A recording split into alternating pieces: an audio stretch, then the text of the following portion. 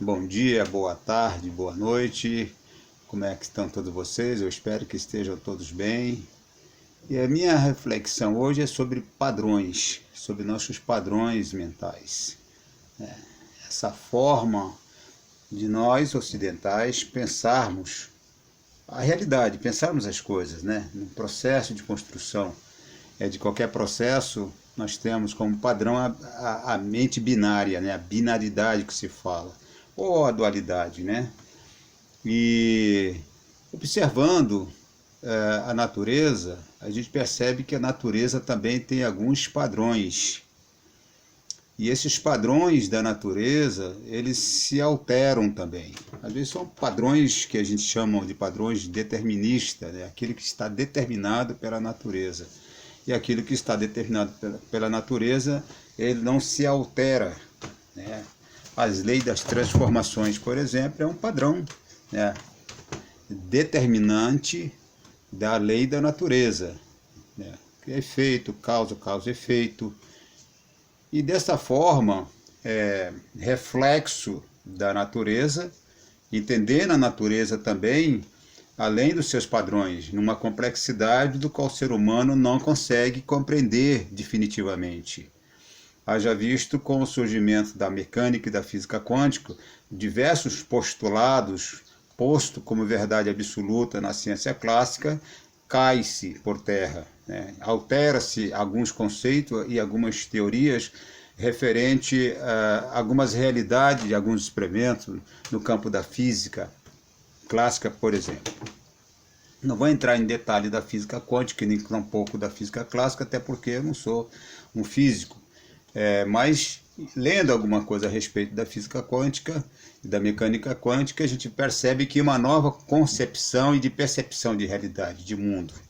Haja visto que várias teorias, teoria sistêmica, por exemplo, a própria mecânica quântica, sistema integrado, mas isso não é uma coisa recente, né? Se nós formos analisar um pouco da filosofia oriental, nós vamos ver, por exemplo, no conceito do taoísmo, algumas coisas que diz respeito a essa questão de sistemas integrados, essa visão integrada, que é a visão holística, como é que as coisas se processam na natureza. Então, por que eu quero trazer essa reflexão?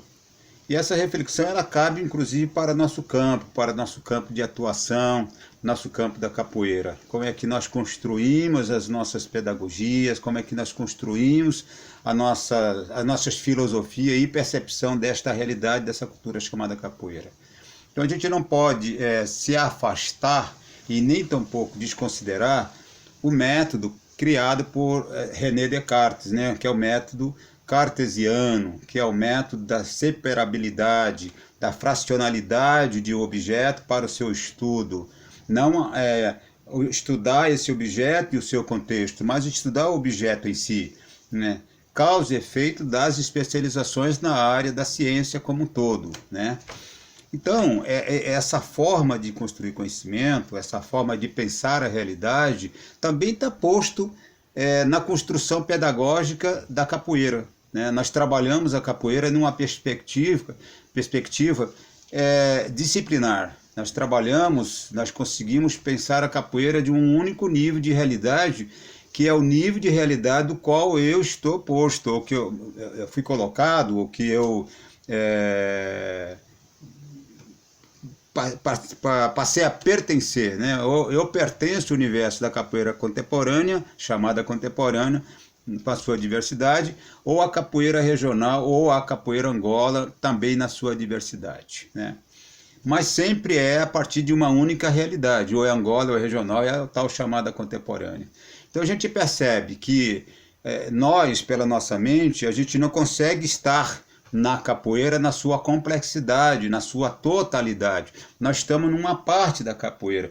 E assim a gente exerce nossa função de mestres no nosso exercício político-pedagógico. Nós ensinamos o aluno a pensar como angoleiro, ou pensar como regionalista, ou pensar como contemporâneo, né? que é o pensar contemporâneo dessa chamada capoeira contemporânea, que alguns até não consideram que todas são contemporâneas, né? Não quero entrar nesse conceito aqui.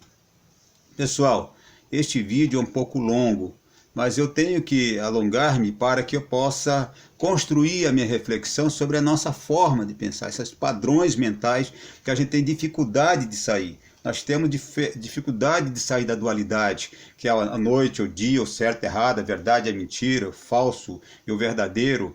Não existe a possibilidade de um terceiro incluído, não existe a possibilidade de uma terceira possibilidade, além dessas duas realidades que a nossa mente assimila, né, compreende.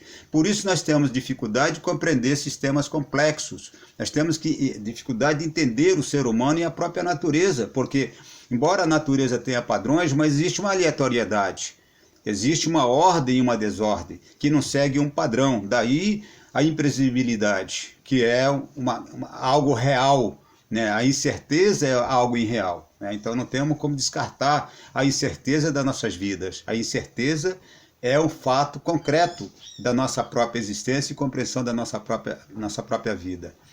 De modo que o capoeira, o mestre de capoeira, ele trabalha uma ordem, uma lógica mental, que é a sua capoeira.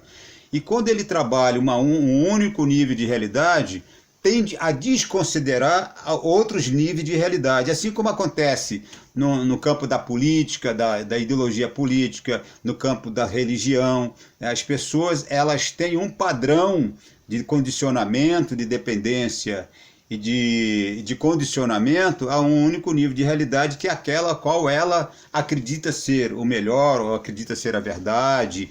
Enfim, ela passa a ter uma dependência psicológica daquela realidade. E a sua mente fica confinada àquele único nível de realidade. Não abre precedente para um outro nível de realidade. Infelizmente, isso é uma realidade que nós temos que levar em consideração, né? Então, pensando de forma complexa, a gente vai entendendo que esses diversos níveis de realidade, que resume-se às vezes em um único nível de realidade, é decorrência do processo de condicionamento mental ao longo da história, né? Que aí nós temos que considerar os grandes pensadores que formularam os conceitos, os conceitos e as teorias e o próprio conhecimento ocidental. Então não tem como desconsiderar Newton, os próprios filósofos da antiguidade, como Platão, Sócrates, né? Todos esses, Aristóteles e outros tantos, e também os pensadores e filósofos do período iluminista, todos esses filósofos, eles foram, contribuíram para a forma com que nós pensamos o mundo, né? Dessa forma binária, dessa forma redutiva, disjuntiva, singular, né? Reducionista, como dizem muitos, né? E por isso que nós temos tanta dificuldade de compreender a diversidade, de entender e aceitar a diversidade como fenômeno natural, né, da construção de processos tanto naturais como artificiais, tá? Então é mais uma reflexão sobre a nossa forma de pensar o mundo. A gente pensa e vê o mundo de forma restrita, fechada, conforme a nossa mentalidade, conforme a nossa racionalidade e as nossas concepções de realidade, né? Então, para ampliar a nossa percepção de realidade, nós temos que estudar novas teorias. Aí surge a teoria da complexidade, que é a transpersonalidade, e que Edgar Morin é um dos pensadores, né, entre outros tantos, mas eu vou citar aqui Edgar Morin como psicólogo, filósofo, historiador, que vai pensar o mundo a partir de uma nova perspectiva, que é a partir do pensamento complexo. E aí ele nos convida a uma reformulação do pensamento disjuntivo, fazendo alguns questionamentos em relação à realidade construída a partir do método cartesiano, sem desconsiderá-lo, obviamente, a sua importância, significado e significância para a evolução e desenvolvimento da própria ciência. Então nós temos que considerar também esse método que foi e é muito importante, só que nós temos que começar a pensar que há uma multiplicidade permanente na natureza, em nós, uma complexidade em nós que ainda não damos conta. E só um pensamento sistêmico, integrado, multidisciplinar, transdisciplinar, que irá dar conta. É assim também é para nós darmos conta no mundo da capoeiragem, tá? Então é só mais uma contribuição, forte abraço, nós nos vemos aí no nosso cotidiano, tá? Um abraço a todos e a todas.